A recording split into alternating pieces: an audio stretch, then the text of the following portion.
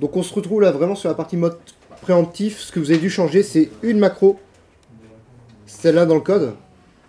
Vous avez vu ce qu'elles font les macros, hein. Pour rappel, voilà, ça va désactiver ou activer certaines portions du code pour le tailler vraiment sur mesure.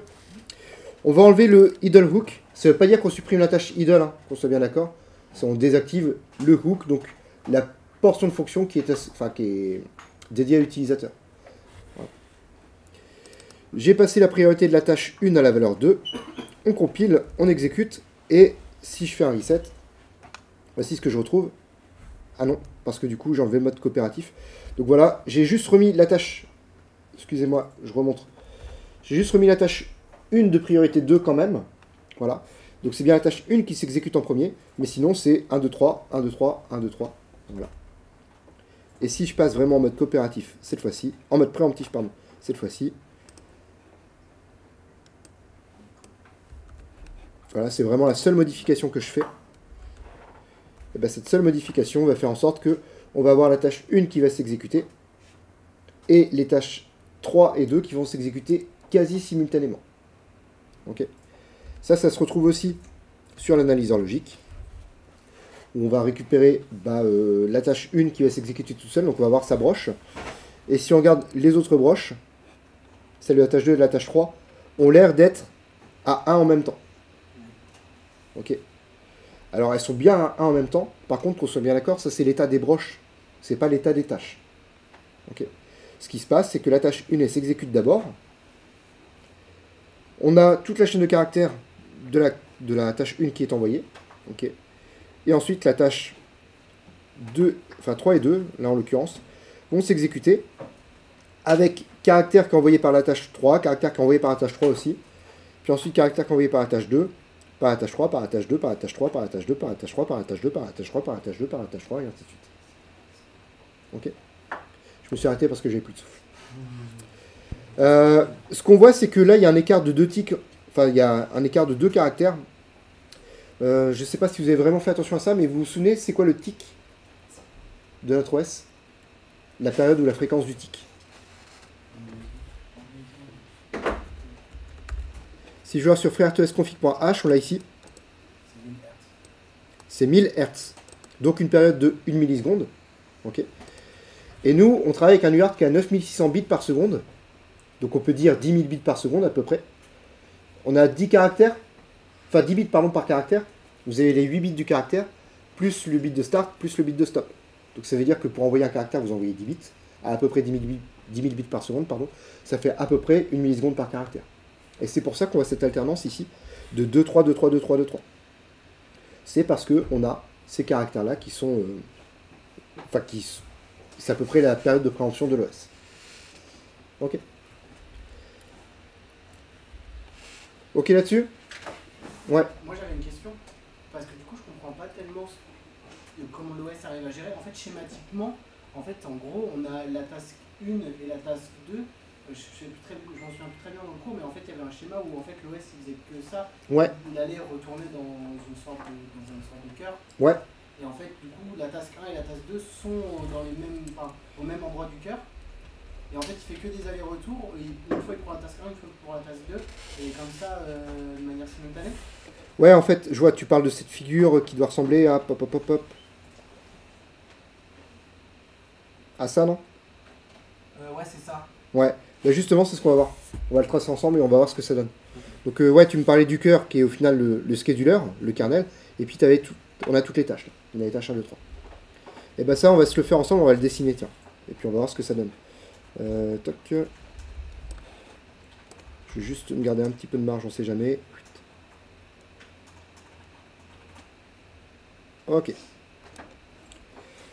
Alors, si je prends le code, si vous voulez, on va faire un petit tour du code en même temps, on va essayer de regarder ça. Mais si je prends mon code, mon main, il est où mon main? Il est là. Si je prends le main, d'abord on est d'accord que ces fonctions-là, que je suis en train de faire, je travaille sans OS pour l'instant. On est d'accord?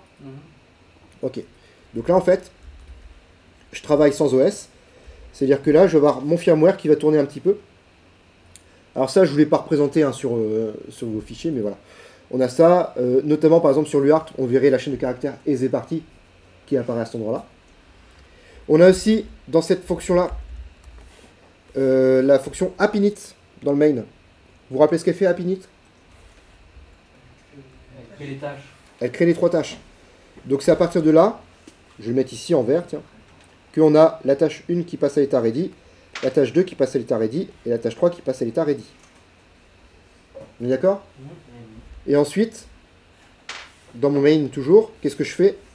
OS kernel start, vtask start scheduler, et là qu'est-ce qui se passe? C'est notre OS. Bah, la main elle est donnée à l'OS, effectivement. Qu'est-ce que fait l'OS? Bah, il prend la priorité numéro 1, c'est la tâche. Alors juste avant, elle fait encore un autre truc. Elle vérifie quelle tâche a été. Elle crée la tâche idle. Ah ouais. Voilà. Ça c'est ce qu'on avait vu juste avant. Et là, du coup, l'OS, qu'est-ce qu'il va faire? Ben, il va donner la main à une tâche. Quelle tâche? À quelle tâche il va donner la main? J'ai oublié de préciser ça. Priorité numéro. Celle de plus haute priorité. Et ready. Et ready, ouais. Et on est à 0. Voilà. Vous avez les priorités qui sont marquées là. Ok, donc la première tâche qui va tourner, c'est la tâche 1. Pendant combien de temps va durer la tâche 1? 1 milliseconde. 1 milliseconde. Tout le monde est d'accord? Comment. Pourquoi? Bah, limite, c'est la question que je peux vous poser. Pourquoi? C'est un tic. C'est un tic. Ok, donc ça veut dire que là, au bout d'une milliseconde, qu'est-ce qui se passe? Il y a le kernel qui a repris à la main. Il y a le kernel qui reprend la main. Ok. Et là, je vais mettre le tic là en rouge. Ok. Le kernel a repris la main. On est d'accord. Qu'est-ce qu'il fait le kernel à ce moment-là? Il réfléchit un peu. Il suspend toutes les tasks. Alors, il les suspend pas. Il regarde l'état des tâches.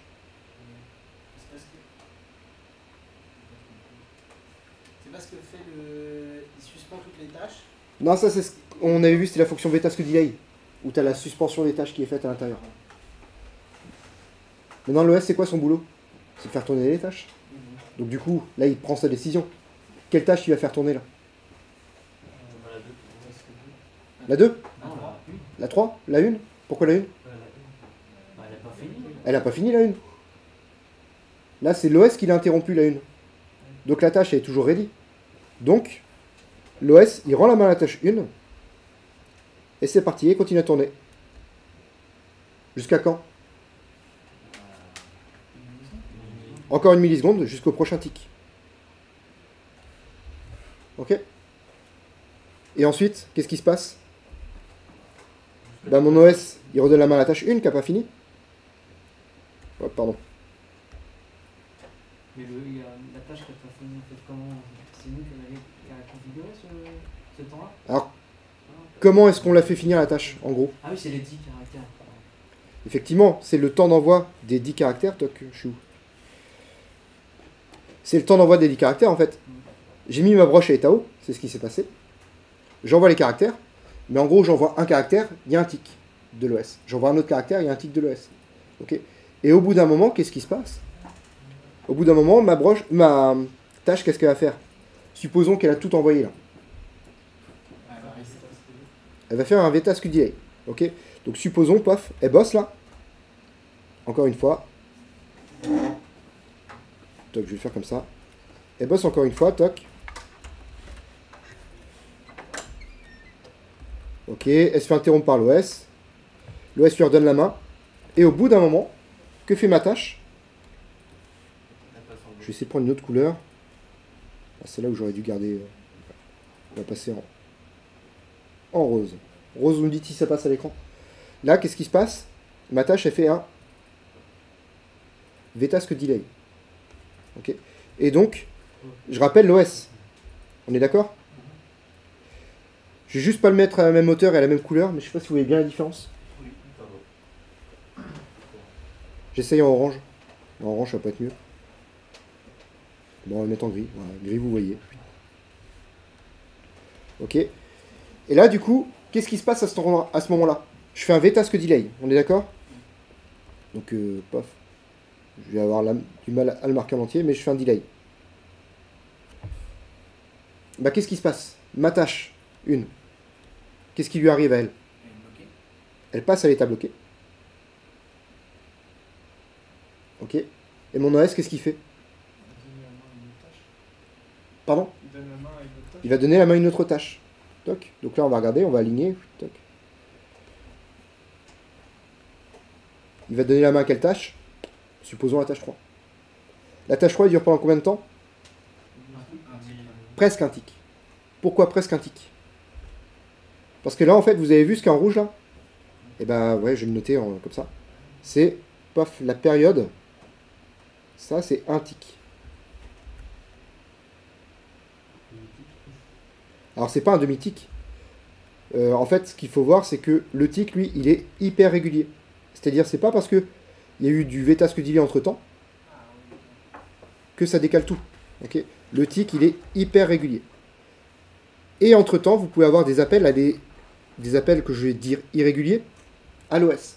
Le V-task delay, là, c'est un appel irrégulier. J'ai mis en plein milieu, mais en fait, il peut être collé au tout début ou collé vers la fin.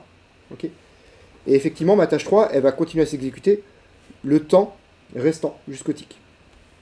Là, que va faire l'OS? Eh ben, il y a un tic qui s'est passé là. Donc, il va redonner la main à la tâche 2. Pendant un tic complet cette fois-ci.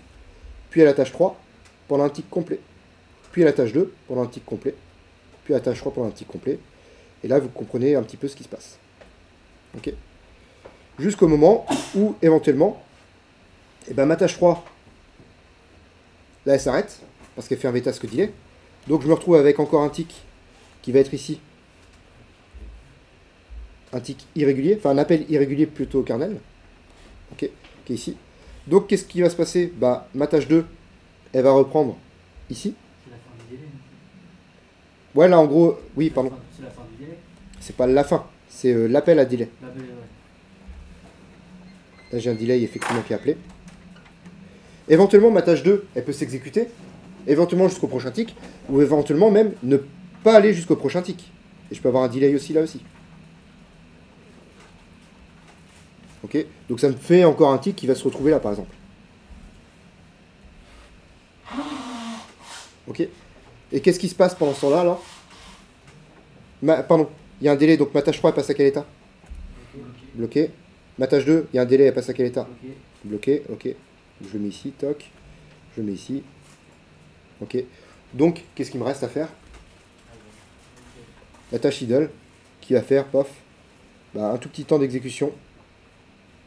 Puis un tout petit temps d'exécution, puis un tout petit temps d'exécution, puis un tout petit temps d'exécution. Ok. Et ces petits temps d'exécution, ils sont liés à quoi? Ben, ils sont liés au fait que, toc, j'alterne avec l'OS. Voilà. Parce que je suis du task kill. Ok. Et ça pendant combien de temps? Jusqu'à ce que la task 1 se développe. Pendant très longtemps, jusqu'à temps qu'il y ait une tâche qui passe à l'état ready. Donc supposons, pof. Supposons ici, ready. Et donc comme elle passe en ready, bah, directement même elle peut run. Et comme c'est la plus prioritaire, elle va run pendant longtemps. Ok. D'ailleurs ça c'est rouge. Ça va sur l'idée? Et après, hop, je termine juste. Mais on se retrouve encore une fois avec ça aussi. On va avoir une alternance de... J'ai fait un peu le bourrin là. Bref, on va se retrouver encore avec une alternance de ça qui va... La tâche 2 et la tâche 3 qui vont se passer, quoi. Ouais. Et du coup, c'est peut-être un spoil d'après. Et du coup, c'est la différence entre delay et delay until. Où là, le delay, il peut être entre des tics. Et le delay until, il est forcément sur un tic. Non. Non. Non, non. En fait, si je prends le delay, comment il fonctionne? Le delay, il se voit... Hop, je vais reprendre. Il a été appelé ici, là. Ok, à cet endroit-là. Et en fait, ce qu'il va prendre en compte, c'est ce tic-là. Parce qu'il est chronométré en gros à ce tic-là, tu vois. Donc il va prendre en compte ce tic-là. Et de là jusqu'à là, il y a 1000 tics.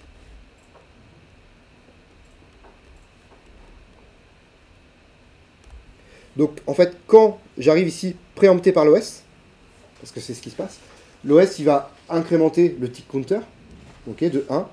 Il va vérifier la liste des tâches qui sont delayed, et il va voir s'il y en a une, ça tombe sur son compte, va passer en ready, et en final, même vu que la tâche 1, eh ben, c'est la plus prioritaire, elle va passer vraiment pendant ready, mais juste le temps d'exécution du kernel, parce que le kernel va immédiatement la remettre en running. Donc là, en gros, vous avez, voilà, vous avez votre délai qui se passe comme ça. Ok. Et le délai until, on en reparle plus tard. Ok. Mais moi, ce qui m'intéresse, c'est surtout d'avoir ça. D'avoir, au bout d'un moment, voilà, l'alternance entre la tâche 2 et la tâche 3, qui est liée au fait que, eh ben, en fait, vous avez un... Mince, je vais dupliquer. Pof. Qui fait que vous avez une alternance liée, eh ben, au fait que... Liée à quoi? Liée au fait que vous avez deux tâches de même priorité qui vont s'exécuter, voilà, à un instant donné. Mais avec, voilà, des appels réguliers au kernel, qui sont tous les ticks en rouge, qui sont toutes les millisecondes, et des appels irréguliers, qui sont dus au vtask delay ici, au vtask delay ici, au vtask delay éventuellement ici. Voilà. Ok. Donc on a des appels réguliers, des appels irréguliers. Ouais. Et c'est quoi l'avantage d'être en préemption? Parce que ça prend le même temps d'avoir de faire la tâche 2 à un moment donné et la tâche 3 juste après, Ouais. que la tâche 2 et la tâche 3 en même temps. Ouais. Ça prend le même temps, on est d'accord. Le problème, c'est que si tu es mode coopératif, si tu es à la tâche 2 par exemple, tu es bloqué dans un while 1. Bah, tu n'as plus aucune autre tâche qui tourne. Ah oui. Puisque tu n'as plus le task yield, donc tu ne redonnes plus jamais la main au kernel. Donc l'intérêt du préemptif, et c'est pour ça que c'est celui qui est le plus utilisé, hein, j'en discutais, mais si j'avais à refaire le sujet TP, peut-être que j'enlèverais peut-être même le mode coopératif, tu vois. L'idée c'est mode préemptif parce que c'est ton OS qui est le chef d'orchestre. C'est lui qui décide de quelle tâche va s'exécuter à quel moment, tout ça. Okay. Voilà. Et supposons que oui, tu as un task, même sans partir dans l'extrême où tu as un while 1, il suffit que ta tâche 2 elle soit très longue. Ta tâche 3 qui aurait pu être exécutée en très peu de temps et très proche de l'événement qui est arrivé, par exemple pour la débloquer, et sinon elle est obligée d'attendre la fin de la tâche 2. Quoi. Mais la tâche 2 c'est dure 10 secondes. Un truc que tu pourrais faire, voilà, ça te rajoute aussi de la latence. Tu vois, si tu dis je reçois un caractère, la tâche 3, la seule chose qu'elle fait c'est me le renvoyer par l'UART, donc pour avoir un écho, mais que la tâche 2 elle tourne toutes les secondes et qu'au final j'appuie, je suis obligé d'attendre une seconde pour voir le caractère revenir. Ah oui. Voilà. Le mode coopératif, c'est ça que tu observerais comme comportement. Mode préemptif, ta tâche 2 elle doit durer une seconde, peu importe, mais pendant un moment, j'ai donné un petit peu de ressources CPU à la tâche 3, et donc la tâche 3, elle a pu gérer très rapidement, de manière relativement réactive, le caractère qui est reçu et te l'a renvoyé directement. C'est ok? Ouais. On m'a dit que la task 1 elle était toujours exécutée en priorité. Ouais. Mais il y a un while 1 à l'intérieur. Ouais. Comment c'est quand il faut sortir? Eh ben elle en sort jamais. Elle en sort jamais du while 1. Vous avez tous programmé avec Arduino ou pas? Non. Non. Ok. Vous avez tous programmé avec PIC18. Ok. En fait, Arduino, ils ont un truc intéressant, c'est que c'est fait pour les néophytes. Hein. Et donc, en fait, quand vous ouvrez un fichier Arduino, il est fait en deux fonctions. Il existe deux fonctions. Setup et loop. Setup, c'est défini comme étant la fonction dans laquelle vous rentrez une fois. Et c'est tout. C'est la première fonction dans laquelle vous rentrez. Et loop, qui est une fonction qui s'exécute en boucle. Okay. Mais en fait, Arduino, ce qu'ils ont fait, ils ont juste fait ça. Hein. Ils ont fait main. Toc. Ils ont ouvert la collade. Ils ont appelé setup. Ils ont fait un while 1. Et dedans, ils ont appelé loop. Toc. Ils ont juste fait ça. Ok. Et en fait, ça c'est ce qu'on a fait l'an dernier en PIC18. En PIC18, on a fait toutes les fonctions d'initialisation, timer 0 init, UART2 init, tout ça. UART1 init, pardon. Et là, ensuite, on faisait notre application. Ok. Et si je reviens sur le STM32, c'est exactement la même chose qu'on voit. Je vais dans le main. J'ai toute la partie initialisation, al init, clock config, JPIO init, UART init, app init. Là, j'ai ma partie kernel start. Et là, j'ai ma partie application. À un détail près, c'est que comme on a lancé le kernel, Le commentaire ici vous dit on ne doit jamais arriver ici. Ok. Pourquoi? Parce qu'à partir du moment où j'ai laissé ma main au kernel, c'est mon kernel qui fait tout. Ok. Et bien en fait, nos tâches, on les a construites exactement pareil. Vous avez éventuellement la partie initialisation, vous pouvez faire des choses là-dedans, vous avez le droit, avant le while 1. Par contre, votre tâche, elle va fonctionner à l'infini. Ok. Donc c'est l'OS, enfin, pardon, ça c'est le travail de la tâche. Après, l'OS, il va lui donner un peu de temps d'exécution à la tâche ou pas. Éventuellement, l'OS, il peut détruire la tâche.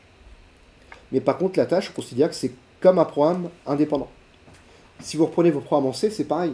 Si vous faites une vraie application en C, pas juste un programme que vous lancez, se donne un résultat, puis ça se tue.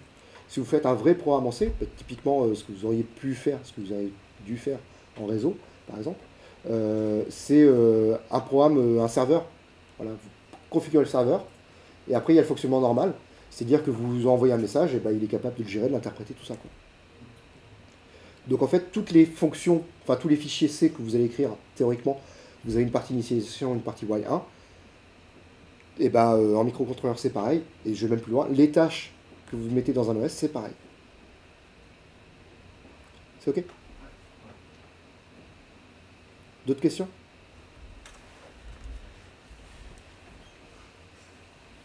Mais je m'arrête là.